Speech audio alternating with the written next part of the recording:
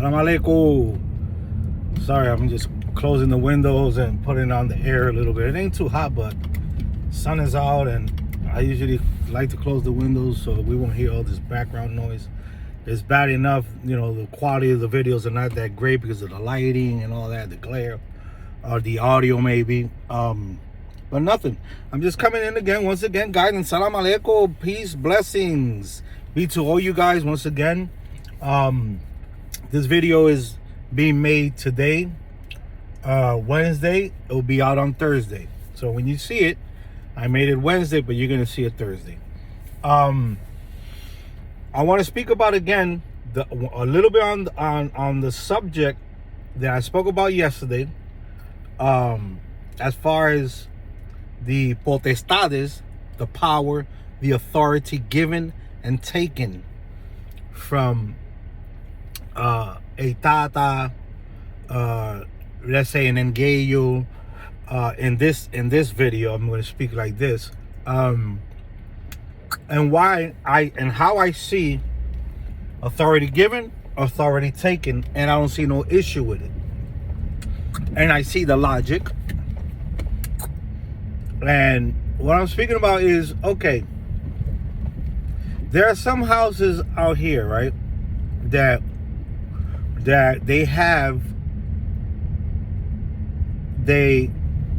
establishment, they Enzo, very well established, meaning they have everything and everyone that's required to have the correct way in a munanso. Oh, meaning they have a yaya, they have baconfula, they have talanqueros, some called baconfula mayordomos también, they have a pejo de prenda, they have these positions that I understand, and I know that the majority, if not all of these positions, do have ceremonial and certain type of initiation things in order for them to hold this title. I understand this. So I don't want nobody in the comments to say, oh, you know, that's not the way it is. I know. I understand. But due to the lack of honor, lack of trust, lack of people not holding what they should be holding as far as the tradition, then this is not possible in a lot of munansos because of the backstabbing, of the lack of trust, lack of honor that people have, lack of self-respect and respect for others and the tradition. You don't see these things implemented fully in a lot of munansos. So what happens when you have a munanso and there's not a someone that been through a ritual, ceremonized, and has been giving that power, that authority to be the baconfula, to be the yaya, to be the talanquero, to be the pejo prenda, to be, then what do you do as a tata? Then it's up to you to take your godchildren and look which are the ones that have the ability and the capability to do these, take these positions, whether momentarily or through a longer time, or hold it for good. Meaning, you have goddaughters, and you choose a goddaughter that is already initiated as a yaya and is capable of holding down and knows the ceremonies and the things that she needs to know to perform that office. Now, you give her that potestad. You give her that authority, that power, that duty, that rank to do that job. Same thing with your godson. You need a talanquero or talanquera, because a woman could be a talanquera too. You either or. And you find and you look among your godchildren, which and who are the ones that could hold that position, and that you understand that's capable to follow and to uphold the position that you have given him, not ritualistically, verbally, and that they know what it consists of being a talanquero, a yaya, and so forth. Okay? Because remember, we have houses that don't have this family, this community of people that hold these positions. And when you need someone to perform a position like that, what do? The majority use their own godchildren to take those positions, whether for the day, whether for the ceremony, whether for an X amount of time, whether for life. And then if it's for life, then, ceremonies are made, and then because it's a trustworthy, it's an honorable person, and he or she could hold that position. So when I speak about giving the power, giving the authority, giving that position, that potestad, you give that to that person. Can you take that off that person? Yes, you can. That's the difference. If that person is incapable or lacks in the duty that you have given them potestad to do, power, authority, if they lack in that power and that authority and that position you have given to them, then yes, now you could take that potestad from that person. Hey, you're not holding that position anymore. I see the logic in that. And even if a person has their ceremonies done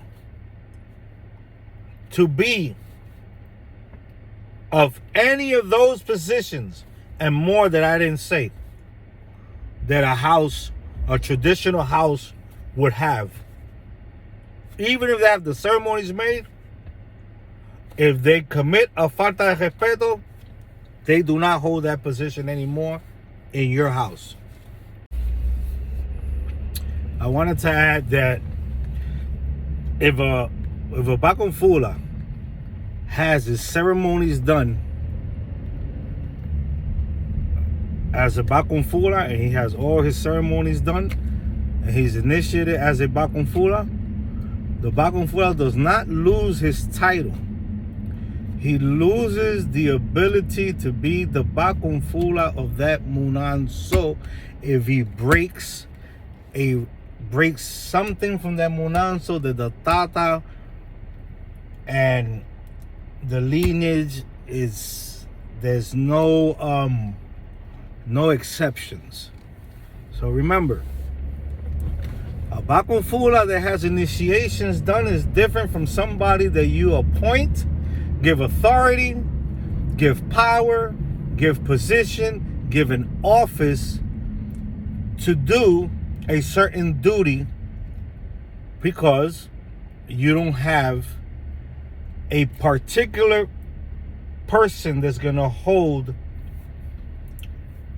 that office. You understand?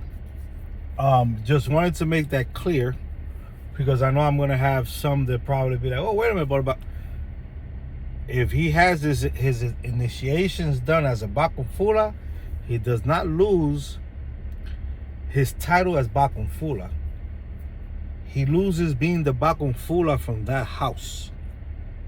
So And that's if he does something that's not tolerated, and there's no ifs or buts. Just wanted to make that clear just in case. And there are other positions also, you know.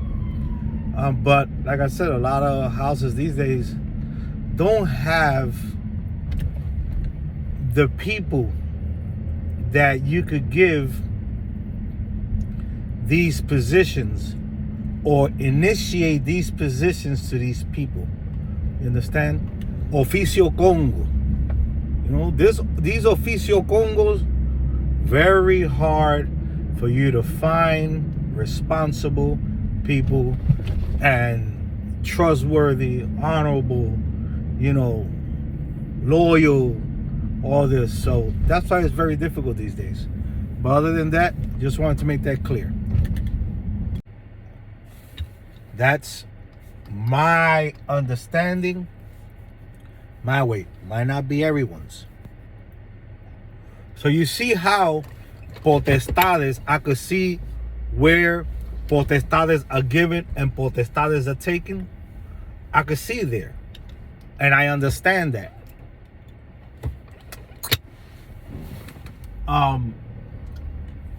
Because it's something and is a position that you're giving a certain individual, whether male or female, and if you see they're capable of holding it and know what the position consists of and of what, then you give it to them.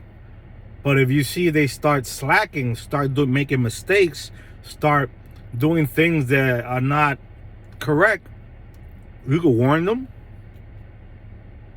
or you could just take the position off of them. Be like, hey, from this day forth, you're not holding that position anymore. And then you can give the position to someone else. You see? That I understand. That I see. Whether you have the ceremonies done or not, if you break anything that hinders that munanso and those treaties, I don't care if you have initiations done or not to hold that position is taken away from you from that munanso. There's a position in the munanso that is a very hard position for one to obtain, because it entails you working with your padrinos and gangas. And padrinos are very jealous about their things.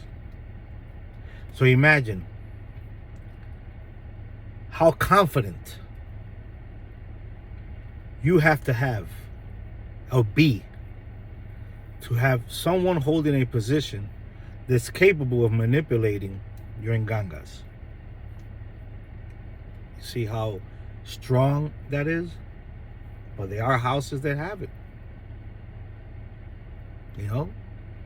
And we're not talking about problems that you have or disagreements that you have directly with your elder, from human to human interaction, things of human sort.